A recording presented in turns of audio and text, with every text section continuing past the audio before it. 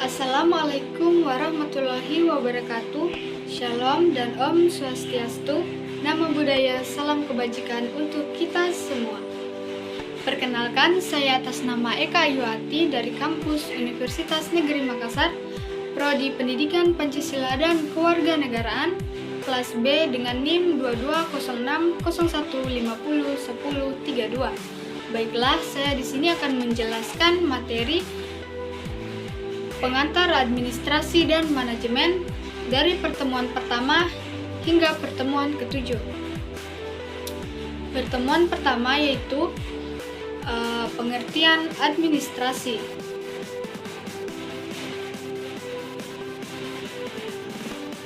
Pengertian administrasi secara etimologi. Kata administrasi berasal dari bahasa Latin yaitu ad yang memiliki arti intensif dan re yang memiliki arti melayani, membantu, dan memenuhi. Secara terminologis, arti administrasi adalah proses pengelolaan sekelompok orang di dalam organisasi dalam rangka mencapai tujuan dengan efektif dan efisien. Sedangkan keuangan adalah hasil dari proses pencatatan yang merupakan ringkasan transaksi keuangan yang terjadi dalam satu periode. Administrasi pada hakikatnya adalah usaha untuk menolong, usaha untuk membantu, usaha untuk memimpin atau mengarahkan semua kegiatan dalam mencapai tujuan yang telah ditentukan. Administrasi juga memiliki arti sempit, yaitu administrasi adalah suatu bentuk daya upaya manusia yang komparatif yang mempunyai tingkat rasionalitif yang tinggi. Penjelasan ini dijelaskan oleh Dwi Gualdo 1971 dan masih banyak pendapat pakar lain mengenai arti sempit dari kata administrasi. Dapat disimpulkan, proses rangkaian terjadinya kegiatan administrasi yaitu dilakukan oleh sekelompok orang dalam suatu bentuk kerjasama dengan tujuan mencapai target bersama. Adapun unsur-unsur administrasi yaitu yang pertama unsur organisasi, yang kedua unsur manajemen, yang ketiga unsur komunikasi, yang keempat unsur kepegawaian, yang kelima unsur keuangan, yang keenam unsur perbekalan, yang ketujuh unsur tata usaha, dan yang kedelapan adalah unsur humas. Selain unsur-unsur terjadinya kegiatan administrasi, terdapat pula faktor lingkungan yang mempengaruhi berlangsungnya administrasi menurut Katz dan Rosenzweig, yaitu yang pertama faktor kebudayaan, yang kedua faktor teknologi, yang ketiga faktor pendidikan, yang keempat faktor politik, yang kelima faktor hukum, yang keenam faktor kependudukan, yang ketujuh faktor sumber fisik, dan yang kedelapan faktor sosial, 9 faktor ekonomi. Proses usaha kerja sama manusia untuk mencapai tujuan bersama sehingga menciptakan rangkaian administrasi di dalam suatu usaha kerjasama. Erat kaitannya dengan beberapa unsur dan faktor pendukung di lingkungan sekitar lembaga usaha kerjasama tersebut. Baiklah, materi selanjutnya yaitu pertemuan kedua mengenai tentang pengertian manajemen. Pengertian manajemen secara etimologi, bahasa Latin managere yang artinya melakukan, melaksanakan, mengurus sesuatu. Dan dalam bahasa Inggris, manajemen yang bentuk infinitifnya adalah to manage, yang berarti menangani, mengendalikan, menguasai, mengurus, serta menyelesaikan sesuatu. Atmosu Dirjo 1986. Kegiatan-kegiatan yang dikandung dari istilah asal-usul manajemen tersebut ternyata mempunyai kesamaan dengan kegiatan yang dikandung oleh istilah menata atau penataan yang merupakan kegiatan administrasi, sehingga wajar jika pandangan dari beberapa ahli yang menyamakan istilah administrasi dengan manajemen. Definisi manajemen, ada beberapa para ahli yang menyimpulkan manajemen, yaitu Frederick Winslow Taylor, yang kedua George Terry, yang ketiga Sheldon 1983, yang keempat Xiaojian 1977, dan yang kelima Manulang 1996. Dari kelima pendapat para ahli mengenai definisi manajemen dapat disimpulkan secara sederhana bahwa manajemen yaitu suatu seni dan ilmu tentang cara mengatur, memimpin, dan mengendalikan semua sumber dalam rangka mencapai hasil dan tujuan tertentu. Dari definisi tersebut dapat dilihat bahwa di samping manajemen sebagai seni juga sebagai ilmu, manajemen sebagai seni juga dapat diartikan sebagai praktik. Dan materi selanjutnya yaitu pertemuan ketiga fase prasejarah. Beberapa peradaban yang dapat digunakan untuk melacak fenomena-fenomena administrasi dan manajemen, serta prinsip-prinsip yang telah dijalankan sebagai bukti-bukti perkembangan administrasi dan manajemen dalam kurun waktu fase sejarah adalah sebagai berikut. Peradaban Mesopotamia, yang kedua peradaban Babiloni, yang ketiga Mesir kuno, yang keempat Tiongkok kuno. Tokoh-tokoh terkenal pada zaman Tiongkok kuno adalah Konfusius, Shou dan Moti, dan yang kelima Romawi kuno, dan yang keenam Yunani kuno.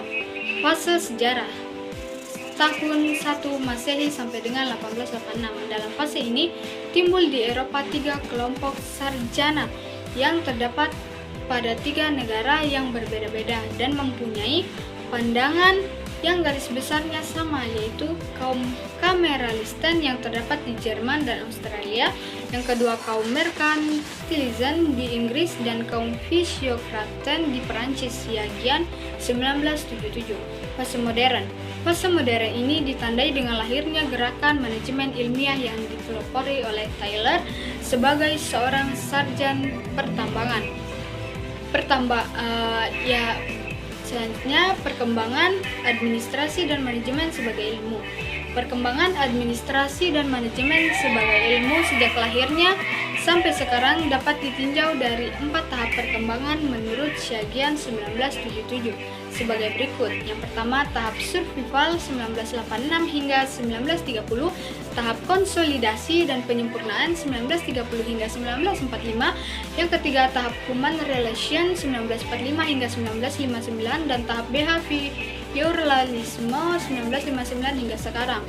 Administrasi dan manajemen sebagai seni dan ilmu. Administrasi dan manajemen yang dianggap seni adalah keahlian atau kemampuan kerja untuk mencapai suatu hasil yang diinginkan, atau dengan kata lain, administrasi dan manajemen ditinjau dari segi praktisnya. Administrasi tergolong sebagai ilmu karena telah memenuhi syarat-syarat ilmu pengetahuan. Adapun syarat-syarat yang dimaksud adalah yang pertama tersusun secara sistematis, yang kedua objektif rasionalis sehingga dapat dipelajari, yang ketiga menggunakan metode ilmiah, yang keempat mempunyai prinsip-prinsip tertentu, dan yang kelima dapat dijadikan teori. Baik, pertemuan selanjutnya yaitu pertemuan keempat, yang dimana perbedaan antara administrasi ilmiah dan administrasi non-ilmiah. Perbedaannya adalah administrasi sekarang ini sudah merupakan suatu artistic science dan scientific art. Maka ada perbedaan-perbedaan jika dibandingkan dengan situasi di mana administrasi itu hanya bersifat seni semata. Maka perbedaan-perbedaan itu antara lain sebagai berikut. Yang pertama, filsafat yang dianut, yang kedua approach yang digunakan, dan yang ketiga metode kerja, dan yang keempat cara bekerja. Kedudukan ilmu administrasi dalam dunia ilmu pengetahuan. Jadi, ilmu administrasi termasuk salah satu di antara berbagai ilmu pengetahuan lainnya yang memberikan perhatian terhadap persoalan manusia. Baik, pertemuan berikutnya yaitu pertemuan kelima, pandangan ahli tentang administrasi dan manajemen. A. Sejarah asal-usul istilah administrasi dan manajemen. Apakah kalian tahu bahwa kerajaan Romawi lah yang memperkenalkan penggunaan istilah administrasi ini pada bangsa-bangsa yang ada di bawah kekuasaannya, dan sekaligus dengan penerapannya dalam kegiatan pemerintahan dan dalam kegiatan sosial, maupun dalam kegiatan perusahaan-perusahaan. Perkembangan dari istilah administration bahasa Latin di zaman Romawi, istilah administration mencakup administrare, tata usaha, dan administro, leadership, manajemen. Di zaman keemasan negara Romawi dengan pusat ibu kota Roma, sistem administrasi telah berfungsi dengan baik. Bangsa Indonesia yang pernah berada di bawah kekuasaan pemerintahan Belanda lebih mengenal istilah administratif daripada istilah yang lainnya. Untuk jelasnya, ruang lingkup kegiatan administratif menurut Atmosudirjo 1986 meliputi atau di dalam bahasa Indonesia dinamakan tata usaha, Yang kedua, BESTUR yang berarti manajemen dari kegiatan-kegiatan organisasi. Dan yang ketiga, BIHIR adalah manajemen dari sumber-sumber daya finansial, personil, material, gudang, dan sebagainya. Di Indonesia, kedua pranarta ini sama-sama dipakai sebagai alat pengelolaan suatu lembaga atau organisasi, dan oleh sebagai ilmuwan di bidang ini memandang sebagai dua hal yang berbeda, tetapi yang satu merupakan bagian dari yang lainnya, atau dengan perkataan lain, administrasi dan manajemen berbeda, namun keduanya merupakan satu kesatuan yang tidak terpisahkan karena manajemen merupakan salah satu aspek terpenting dari administrasi.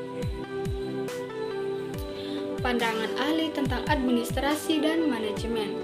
Pandangan yang melihat administrasi sama dengan manajemen didukung oleh ahli, misalnya William H. Neumann dan Dimoch.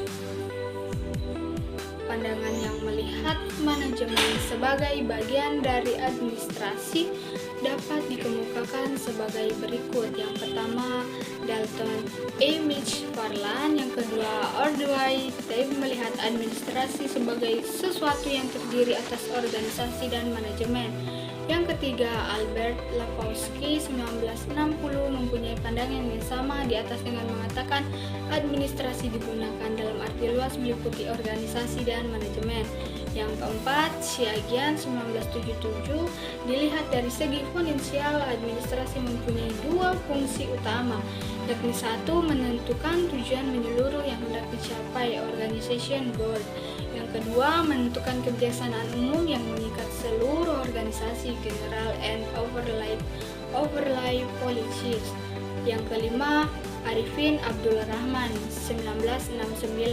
Setiap organisasi atau penyelenggaraan kegiatan-kegiatan itu mempunyai tiga aspek yang dapat dibedakan satu sama lain, yakni yang pertama aspek formulasi kebijaksanaan, yang kedua aspek manajemen, dan yang ketiga aspek pelaksanaan atau operation. Yang ketiga, C, kesamaan konsep antara administrasi dan manajemen. Yang pertama, kesamaan sifat, yang kedua bersifat seni dan ilmu, yang ketiga dinamik, yang keempat integratif, yang keenam bersifat normatif, yang keenam teleologi, yang ketujuh kesamaan prinsip, yang kedelapan kesamaan ciri atau karakteristik, yang kesembilan kesamaan sarana tools, 10 kesamaan fungsi.